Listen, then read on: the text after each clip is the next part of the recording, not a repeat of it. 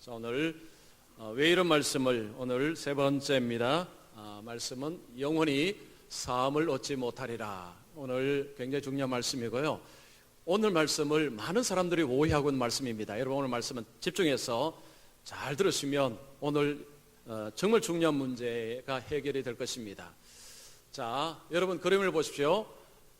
자, 이 가로 바가 있습니다. 바가 삐뚤어졌을까요? 수평일까요? 자, 보십시오. 이 가로선이 삐뚤어져 있습니까? 수평입니까?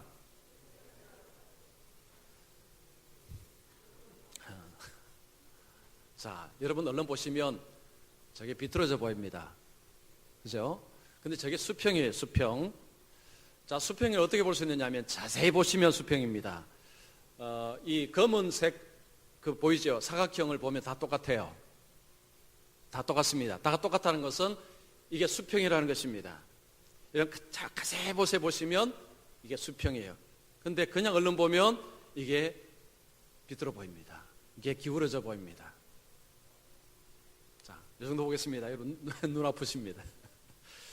자, 우리가 살다가 어떤 사물이든지 사람이든지 아니면 어떤 그림이든지 그러니까 건성으로 보게 되면 그 진실, 정확한 것을 보지 못하는 경우가 있습니다. 여러분 살아오시면서 이런 경우 아마 다 경험해 보셨을 것입니다. 그냥 건성으로 대충 보거나 대충 듣고 나서 나중에 그게 그런 거구나, 내가 잘못 알았구나, 이런 경우들 아마 다 경험하셨을 것입니다. 이 그림처럼 그냥 얼른 보면 이게 삐뚤어져 보이는데 자세히 보면 이게 수평이에요. 우리 인생에 그런 것이 참 많습니다. 특별히 우리가 신앙생활 할 때 이것이 정말 필요합니다. 신앙생활을 건성으로는요 하면 제대로 못 믿습니다. 예수님을 건성으로 알게 되면 필히 오해를 합니다. 성경을 읽었을 때도 건성으로 읽으시면 오해할 수밖에 없습니다. 왜 이런 말씀이? 라는 그런 말씀을 보고 거기에 걸려서 넘어질 수가 있습니다. 자, 오늘 읽은 말씀에 그런 말씀이 있습니다. 자, 오늘 제목이 바로 그겁니다. 영원히 사함을 얻지 못하고 29절이죠. 영원한 죄가 되느니라. 이 표현이 건성을 읽게 되면 여기에 걸려 넘어질 수 있습니다. 아니, 예수님은 모든 죄를 사하시러 오신 분이 아니십니까? 그런데 예수님께서 절대 용서 못해 라는 말씀을 하신 것입니다. 이 죄는 절대 용서 안 돼. 아니, 예수님이 이렇게 말씀을 하실 분 같지 않은데 이런 말씀이 있는 것을 보고 이거 참 이상하다, 이거 정말 예수님이 이런 말씀하셨는가, 이런 생각이 들 수 있는 표현이 바로 29절의 표현입니다. 자, 오늘 말씀은요 굉장히 많은 분들이 오해를 하시고 또 잘못 아시는 분들이 많으세요. 그래서 여러분 오늘은 꼭 집중해서 여러분 잘 들으셔서 이 문제는 반드시 풀어야 됩니다. 자, 오늘 본문에서 세 가지 중요한 교훈을 가지고 말씀을 드립니다. 먼저 첫 번째, 예수님을 소문으로 들으면 믿기 어렵다, 힘들다는 것. 자, 오늘 말씀에서 발견할 수가 있습니다. 예수님이 어느 날 가버나움에 있는 베드로의 집으로 가십니다. 여기서 집은 베드로의 집을 말합니다. 가버나움이라는 곳에 있는 베드로의 집으로 가십니다. 예수님이 베드로의 집에 가신 것은 신방을 하러 가신 것이 아니고 휴식을 취하시고 거기서 음식도 좀 드시기 위해서 들어가셨습니다. 자, 그런데 무리가 너무너무 많이 몰려들어서 예수님이 식사를 할 겨를도 없었습니다. 지금 이 광경을 보면 예수님의 인기가 계속해서 높아지고 예수님이 점점 더 인정을 받는 것처럼 그렇게 보입니다. 그런데 실상은 예수님에 대한 비방, 예수님에 대한 비난의 수위가 점점 높아지고 있는 때이기도 합니다. 자, 사람들이 예수님을 어떻게 말했느냐?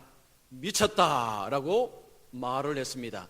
자, 예수님이 미쳤다라는 소문이 이제 계속해서 퍼지기 시작했습니다.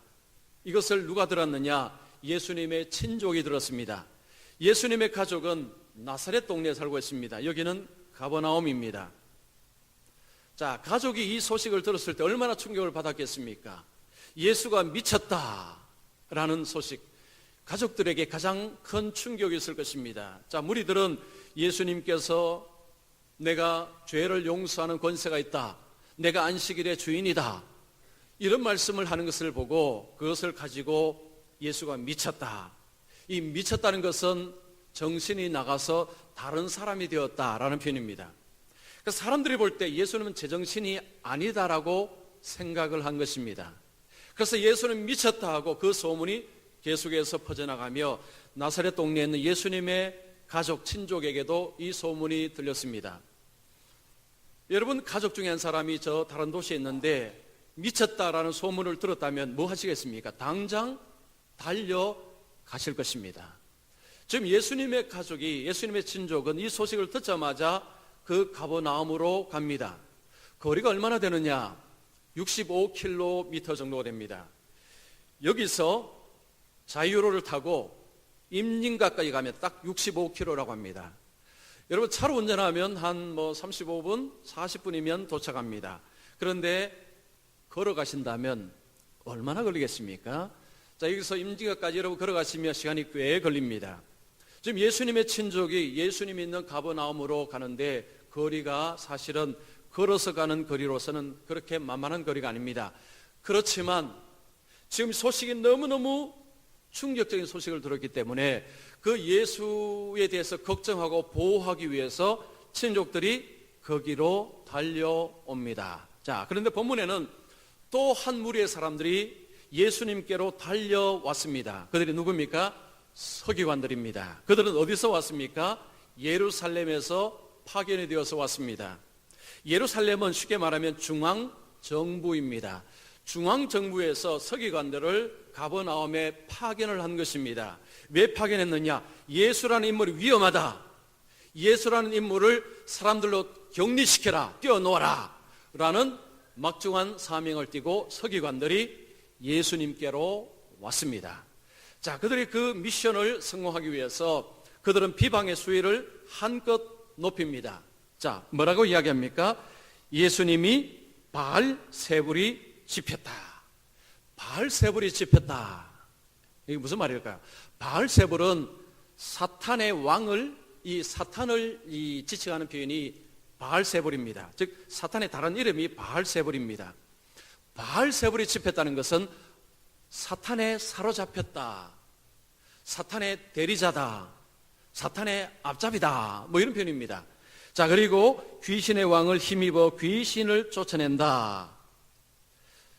예수가 귀신을 쫓아내는 광경을 보고 예수가 어떻게 저 귀신을 쫓아내느냐? 귀신의 왕 사탄을 힘입어서 쪼무레기 귀신들을 쫓아낸다. 이런 식으로 예수님에 관한 이야기를 막 하기 시작했습니다. 지금 이들의 표현 수위는 상당히 높습니다.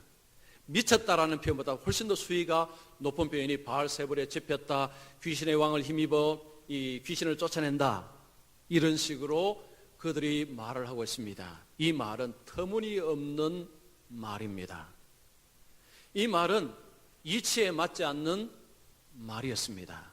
그들은 예수님을 사람들로부터 떼어내기 위해서 지금 이런 말을 하고 있습니다. 자, 만약 여러분이 그 시대 청중이고 이런 이야기를 들었다면 어떤 생각을 하실 것 같습니까? 서기관들은 이스라엘의 종교 지도자들입니다. 그들은 율법을 연구하는 사람들입니다. 그들에 비해서 저 예수가 지금 귀신을 쫓아내는 것은 사탄을 힘입어서 저렇게 하는 것이다 라고 할 때 여러분 그 말을 무시하고 그냥 거절하시겠습니까? 아니면 지금 이 율법을 잘 아는 이분들이 이런 이야기를 한다면 뭔가 근거가 있지 않겠느냐, 이런 생각 들지 않겠습니까? 뭐 아무런 자격도 없는 사람이 이런 이야기 했다면 싹 무시할 것입니다. 그러나 중앙정부에서 파송이 되어서 온 이 서기관들이 이런 이야기를 할 때 어떤 사람들은 뭔가가 근거가 있을지도 모르겠다, 이런 생각을 아마도 했을 것입니다. 사탄의 앞잡이라, 사탄의 대리자라 이야기를 했는데 실제로는 그들이 사탄의 앞잡이였습니다. 요한복음 8장 44절 보십시오. 너희는 너희 아비 마귀에게서 났으니 너희 아비와 아비의 욕심대로 너희도 행하고자 하느니라. 예수님께서 나중에 서기관들, 바리새인들, 예수님을 대적하는 자들 향해서 뭐라고 하셨는가 하니까 너희 아비는 마귀다. 너희는 마귀 자식이다 라는 것입니다. 너희들이 행하는 모습을 보니까 마귀가 행하는 것하고 똑같구나. 그래서 너희의 아버지는 마귀다. 예수님이 이런 말씀하셨습니다. 마귀의 자식들이 예수님을 향해서 당신은 사탄의 앞잡이요, 당신은 사탄의 대리자요 라고 비난을 하고 있습니다. 말도 안 되는 소리죠. 여러분, 세상에서 예수님을 향해서 이야기할 때는요, 자기 하고 싶은 대로 이야기합니다. 자기 생각대로 이야기합니다. 그래서 세상에서 예수님은요, 여러 가지로 이야기를 합니다. 굉장히 다양하게 이야기합니다. 세상에서 소문으로는 예수님 절대 못 믿습니다. 예수님 알 수가 없습니다. 자, 미국의 어떤 목사님이 70세의 한 여성의 전화를 받았습니다. 목사님, 우리 집에 오셔서 좀 이야기 좀 했으면 좋겠습니다 라는 연락을 받고 목사님이 그 집에 갔답니다.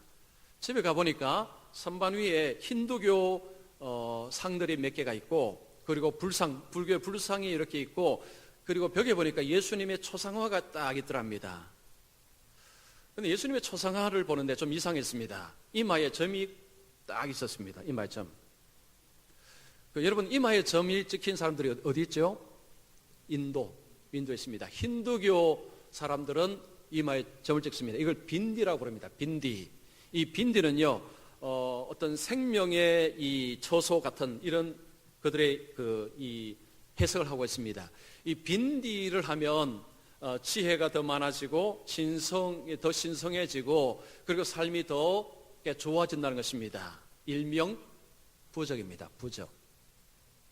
예수님의 이마에 빈디를 딱 찍어놨습니다. 그래서 목사님이 너무 신기해서 보니까 이제 그분이 그걸 보고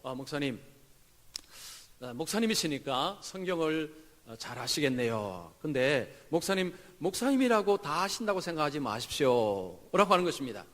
처음 말부터 좀 이상하죠?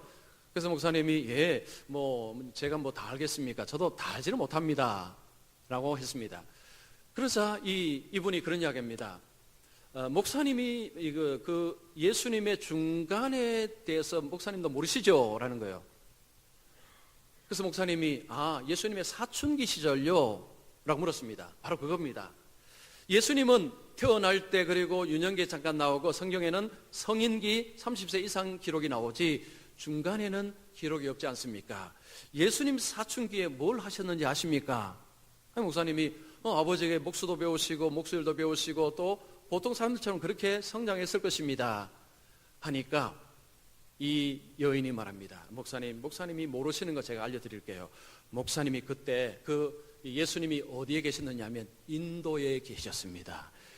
예수님이 인도에 오셔서 아시람 공동체, 이 아시람 공동체는 힌두 교도들이 수행하는 곳입니다. 예수님이 아시람 공동체에 오셔서 힌두교 지도자들에게 가르침을 받았습니다. 그리고 예수님은 힌두교 그 안에서 무속인들을 통해서 기적을 행하는 법을 배웠습니다. 그리고 예수님의 이 빈디를 통해서 예수님은 제3의 눈도 가졌습니다.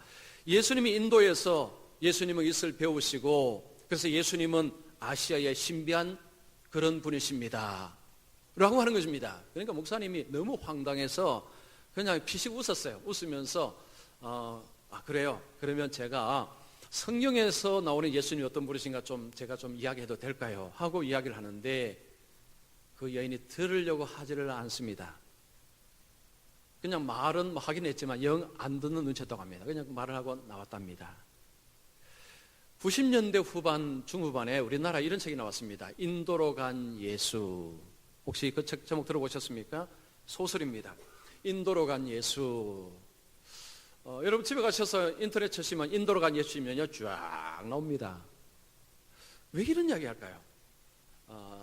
그렇게 말하는 그들의 근거가 뭐냐면, 옛날 인도 고대 문헌에 예수가 인도로 와서 거기 있다가 갔다라는 기록이 있다라고 그들은 믿고 있습니다. 그래서 제가 열심히 뒤졌습니다.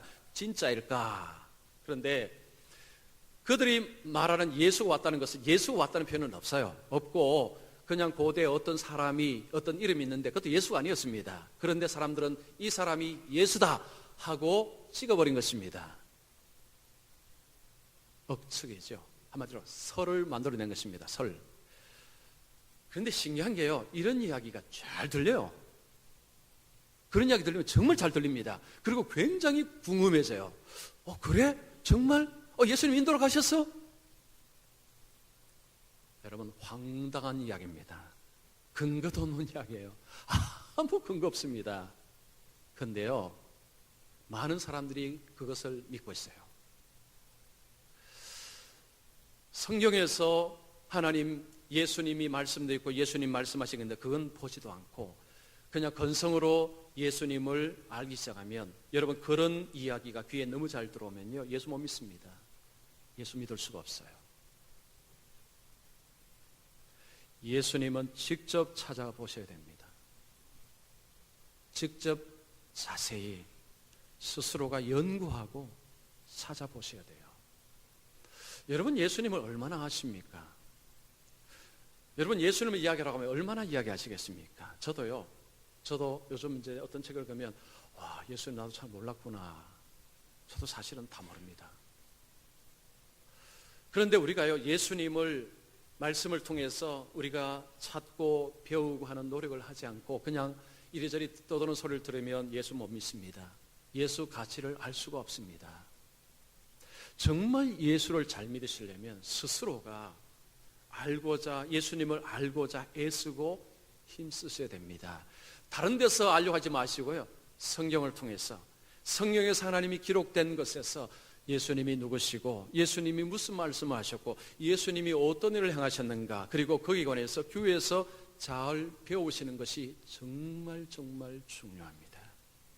많은 분들이 교회를 다니지만 예수님을 잘 몰라요. 소문으로 들어서는 예수님을 믿을 수가 없습니다. 자, 오늘 본문에 두 번째 교훈이 있습니다. 진리는 난해하지 않고 충분히 이해할 수 있다. 자, 예수님이 이 비난을 들었습니다. 지금 서기관들이 비난의 수위를 엄청 높였습니다. 이거 완전 귀신 들렸다. 예수님을 더러운 귀신 들렸다. 30절에 그런 표현했죠. 예수님의 사역을 귀신의 사역으로, 사탄의 사역으로 이야기할 때 이건 기가 막힌 이야기입니다. 여러분이 그런 이야기 들었다면 화를 버럭 내지 않겠습니까? 저도 화를 버럭 낼 것 같습니다. 그런데 예수님은요, 화내지 않습니다. 예수님이 어떻게 반응하는 거 보십시오. 그들의 말이 얼마나 엉터리 없는지 예수님이 이치에 맞게 설명을 하십니다. 자, 예수님이 어떻게 말씀하는가 보십시오. 23절에 사탄이 어찌 사탄을 쫓아낼 수 있느냐. 자, 그래, 너희들이 내가 사탄의 왕을 힘입어서 귀신들을 쫓아낸다고 했지. 자, 한번 생각해 보자. 사탄이 사탄을 쫓아낸다는 게 이게 말이 되느냐. 한번 생각해 보라는 것입니다. 그 다음 24절 봅시오. 만일 나라가 스스로 분쟁하면 그 나라가 설 수 없고, 한 나라가 서로 내분이 일어나면 그 나라는 망합니다. 예수님은 지금 이 사탄의 나라를 말씀하는 것입니다. 이 사탄의 나라에서 자기들끼리 치고받고 싸운다면 사탄의 나라가 어떻게 되겠느냐. 자, 그 다음에 만일 집이 분쟁하면 그 집이 설 수 없고, 여러분, 집안에서 형제 간에 부모 자식 간에 분쟁하고 싸우면 그 집은 콩가루 집안이죠. 설 수가 없습니다. 자, 그러면 예수님이 말씀합니다. 만일 사탄이 자기를 거슬러 일어나 분쟁하면 설 수 없고 망하느니라. 사탄이 자기들끼리 서로 치고받고 싸우면 나라는 망한다. 지금 예수님 시대에 계속해서 귀신 들린 자들이 나타나면 예수님이 귀신을 쫓아내고 사람들을 고쳐주고 하셨습니다.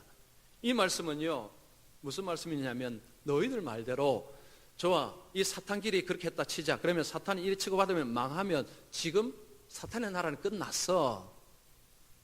그런데 지금도 여전히 사탄과 귀신들은 일을 하고 있습니다. 이건 어떻게 너희들 설명할래? 이런 이야기입니다.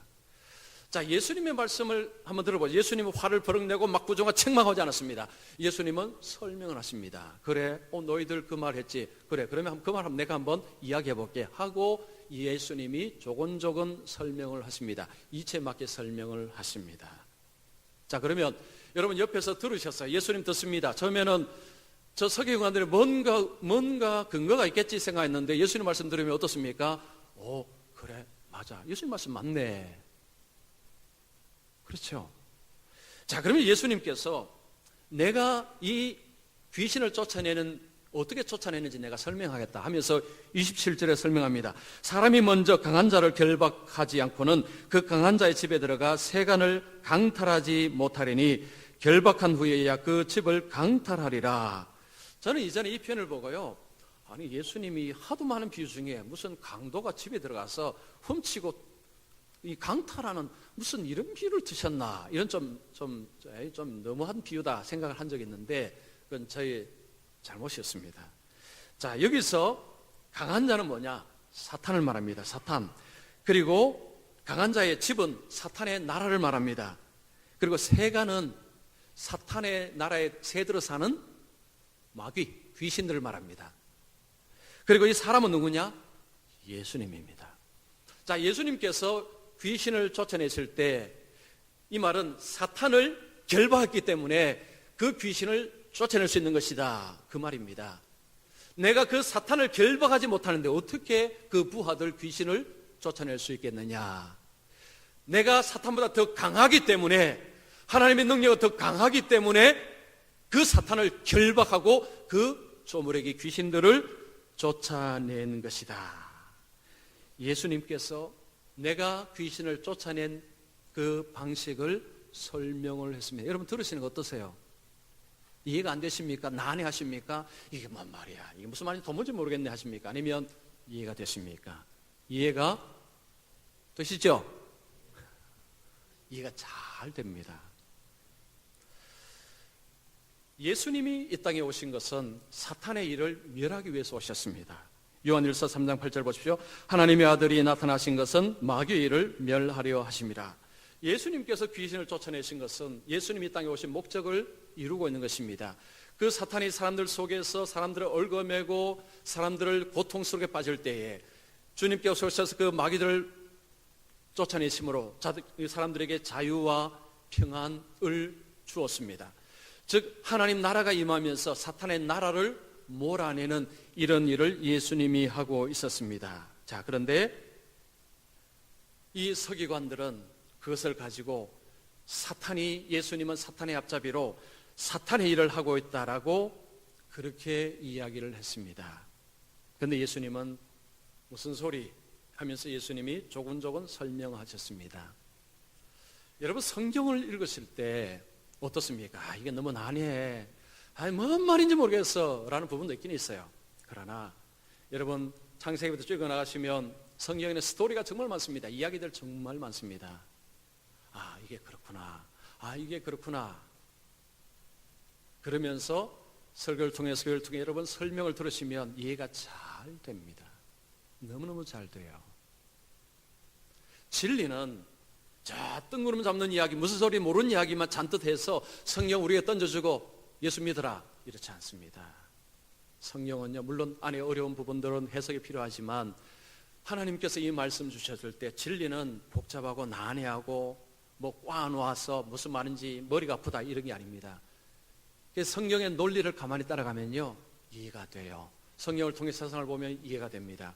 성경을 통해서 나를 봐도 이해가 되고 성경을 통해서 사람을 보면 이해가 됩니다. 그래서 그렇구나. 그래서 성경을 우리가 자세히 알게 되면요 성경의 논리를 가지고 세상을 보고 사람을 보면 이해가 잘 됩니다. 그런데 성경의 논리를 가지지 않고 세상에서 말하는 논리를 가지고 성경 보면 성경을 보지도 않을 뿐더러 이해도 안 됩니다.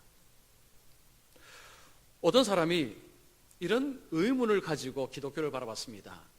기독교 인구는 소수고 다른 종교 인구가 다수인데 기독교는 다수를 틀렸다, 잘못되었다고 말하는 게 이게 말이 되느냐? 전 세계적으로 기독교 인구는 한 25% 이야기입니다. 그러면 75%가 기독교인이 아니고 다른 종교를 가지고 있는, 물론 무교도 있지만 다른 종교를 가지고 있는 사람들이 훨씬 많습니다. 그런데 기독교는 자기들만이 옳고 다른 다수는 잘못되었다 이렇게 말하는데 이게 잘못되었다는 것입니다. 이게 잘못되었다는 거죠. 어떻게 다수를 잘못되었다고 말할 수 있느냐? 그런 의문을 품고 기독교에 대해서 굉장히 좋지 않게 생각을 했습니다. 여러분, 만약에 어떤 사람이 그런 이야기를 한다면 어떻게 이야기를 하시겠습니까?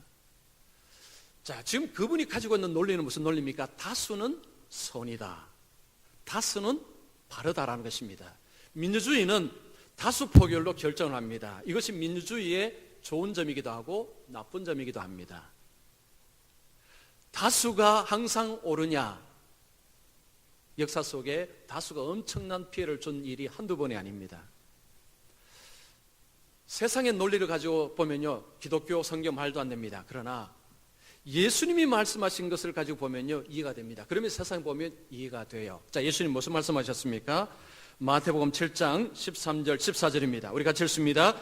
좁은 문으로 들어가라. 멸망으로 인도하는 문은 크고 그 길이 넓어 그리로 들어가는 자가 많고 생명으로 인도하는 문은 좁고 길이 협착하여 찾는 자가 적음이라. 예수님은 뭐라고 말씀합니까? 구원으로 들어가는 문은 좁다, 협착하다, 힘들다. 많은 사람들은 그 길을 가지 않는다. 소수가 그 길을 간다. 다수의 사람들은 멸망의 길로 간다. 예수님 이 말씀을 가지고 세상 보십시오. 기독교 인구가 작은 것이 이해가 되는 것입니다. 이게 역전이 안 되는 거, 이게 그래서 그런 거구나. 우리에게는요, 우리는 두 가지 선택입니다. 세상 논리로 살 것이냐, 아니면 성령의 하나님의 논리로 살 것이냐. 그러면 하나님의 논리는 이상한 논리고 세상의 논리는 정확한 논리냐? 천만의 말씀입니다. 그건 하나님의 논리를 몰라서 그래요. 결국은 여러분 둘 중에 하나 선택해서 살아야 됩니다.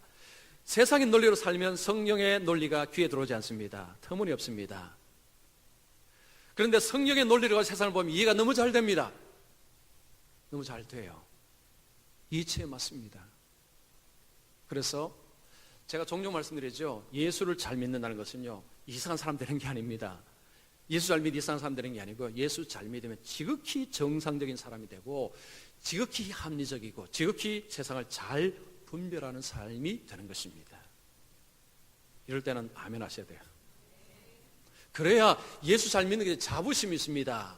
그런데 어떤 사람 예수 잘 믿으면 이상하게 광신자, 광신도 이상하게 막 집에 다 갖다 바치고, 그건 잘못 믿는 것이고요. 진짜 예수 잘 믿으면 오히려 진짜 논리적이고 사례 분별 잘하고, 옆에서 봐도 와, 저 사람 정말 좋다 이런 소리 듣습니다. 성경을 잘하는 것은요, 난의 말씀을 아는 것이 아니고 이치에 맞는, 정말 그래서 그렇구나, 이해가 잘 되면서 성경이 재밌어요. 그리고 인생의 문제가 풀려지는 것을 느끼면 너무너무 재밌습니다. 이 속에 이게 보물이라는 것을, 그걸 알면은 와, 성경이 정말 대단하구나, 그렇게 하는 것입니다. 여러분, 진리는 어렵고 난한 것이 아닙니다. 진리 충분히 이해할 수 있습니다. 자, 그 다음에 마지막 세 번째, 회개하지 않는다면 용서받을 수 없다. 오늘 세 번째가 정말 중요한 표현입니다. 자, 지금 그들이 예수님을 향해서 엄청난 비난의 수위를 막 높였습니다.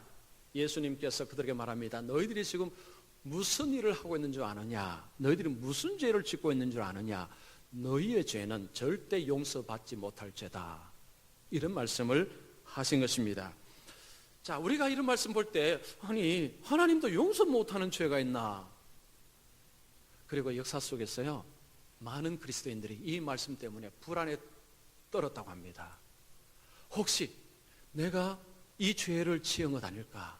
그리고 사람들이 상대방을 정죄할 때, 당신이 오늘 성령 모독하는 죄죠. 당신이 이 죄를 지었어. 그 소리 듣고요, 불안해갖고 내가 이 죄를 그럼 용서 못 받는데 많은 사람이 불안에 떨었답니다. 그 말씀이 이 말씀입니다. 자, 28절에 예수님이 이런 말씀합니다. 내가 진실로 너희에게 이르노니 사람이 모든 죄와 모든 모독하는 일은 사하심을 얻되. 자, 예수님은 먼저 하나님은 용서하시기를 좋아하시는 분이시고 하나님은 통이 크신 분이시다. 하나님은 용서를 잘하신다. 하나님은 아들을 이 땅에 보내시고 화목제물로 드리심으로 그 하나님 앞에서 죄를 용서함 받을 수 있는 길을 열어주셨습니다. 자, 하나님이 죄를 용서하실 때 한 가지 조건이 있습니다. 회개해야 합니다. 회개하는 자는 그 죄를 하나님이 용서를 해 주십니다. 이사야 45장 보십시오. 45장 보시면, 자, 43장 25절을 보시면, 나는 나를 위하여 내 이름을 도말한 자나. 자, 예수님께서 이 내 죄를 기억하지 아니하리니, 자, 허물을 도말하는 자니. 자, 하나님께서 이 죄 용서를 구하는 자에게 허물을 내가 도말하고 그의 죄를 기억하지 아니하겠다라고 하셨습니다. 우리가 하나님 앞에 회개할 때 하나님 우리의 죄를 그때부터 기억하지 않는다는 것입니다. 만약에 여러분이 회개하셨는데 1년 뒤 지나서 다시 그걸 끄집어내서 하나님 잘못했습니다 하면 하나님이 뭐라고 하실까요? 야, 내가 기억하지 않는다고 하지 않았느냐? 왜 나를 못 믿느냐? 자, 도말한다는 표현, 허물을 도말하시고 죄를 기억하지 않는다는 분이 하나님이십니다. 자, 그런데 그 다음에 예수님이 이런 말씀합니다. 누구든지 성령을 모독하는 자는 영원히 사하심을 얻지 못하고 영원한 죄가 되느니라. 자, 그러면서 예수님이 말씀합니다. 하나님이 용서를 잘해 주시는데 이 죄는 용서가 안 된다. 이게 뭔 죄일까요? 성령을 모독하는 죄. 자, 모독한다는 것은 중상모략하는 것이고, 그리고 사사건건 어떤 일을 방해해서 못하게 하는 것이 이게 모독하는 것입니다. 자, 성령을 모독한다는 것은 성령의 일을 중상모략하고, 그리고 성령의 일을 거절하고 성령의 일을 못하도록 방해하는 일을 하는 것이 성령을 모독하는 것입니다. 자, 예수님은요, 자기를 향해서 모독하는 것은 예수님이 받으셨어요. 그러나 성령을 모독하는 것은 이건 용서가 안 된다라고 했습니다. 이게 뭔 이야기일까요? 예수님께서 귀신을 쫓아내실 때 성령을 통해서 그 일을 하신 것입니다. 즉, 그 일은 성령의 사역입니다. 예수님이 일을 하실 때 성령을 통해서 하셨는데 서기관들이 뭐라고 했습니까? 저 귀신이 저 일을 한다고 했죠. 성령이 하는 일을 귀신이 하는 일로 비방을 했습니다. 이 죄가 용서받지 못하는 죄라는 것입니다. 자, 그런데 문제는요, 지금 우리가 뭐 예수님을 눈앞에 보는 것도 아니고 우리가 서기관들처럼 뭐 예수님이 뭐 할 때 우리가 하는 것도 아닌데, 그러면 우리가 짓는 성령을 모독하는 죄는 어떤 죄일까요? 여기서부터 이제 사람들이 막 헷갈리기 시작한 것입니다. 그래서 어떤 사람이 당신 성령 모독하는 죄를 지어서, 아니면 스스로가 내가 이 성령 모독한 죄를 지은 것은 아닌가 하면서 불안에 떨고 걱정한 사람들이 많았습니다. 혹시 여러분 중에서도 기존에 이 말씀을 통해서, 아니면 혹시 이 말씀을 듣다가 내가 이 죄를 지은 거 아닌가라고 걱정하고 불안에 떤 분 분명히 계실 것입니다. 말씀 안에도 분명히 있을 것입니다. 자, 오늘 말씀 잘 들으십시오. 성령을 모독하는 죄가 뭔지를 분석을 아무리 해봐도 여러분 알기가 쉽지 않습니다. 그래서 그거 분석하는 건 너무 하지 마시고요. 중요한 것은 뭐냐면 지금 이 죄를 짓는 사람들의 상태가 어떤 상태인가, 그걸 알아야 됩니다. 자, 예수님께서 말씀하실 때 이 성령을 모독하는 죄의 그 죄를 짓는 자의 상태는 뭐냐면, 일단 자기들이 옳다고 주장을 합니다. 자기들의 말이 옳다고 주장을 합니다. 자, 여러분, 내가 하는 행실이 옳다고 주장하는 사람은 회개를 할까요, 안 할까요? 자, 다시 질문합니다. 내가 하는 것이 옳다고 생각하는 사람은 회개를 합니까, 안 합니까? 안 하죠. 잘못한 게 없는데 무슨 회개를 하겠습니까? 그런데 이 행동이 그냥 한 번의 행동이 아니고 이게 지속적으로 행하는 행동입니다. 지금 서기관들과 바리새인들은요, 이 일을 한 번 하는 것이 아니고 지속적으로 하고 있습니다. 그리고 그들은 이것에 대해서 절대 회개하지 않았습니다.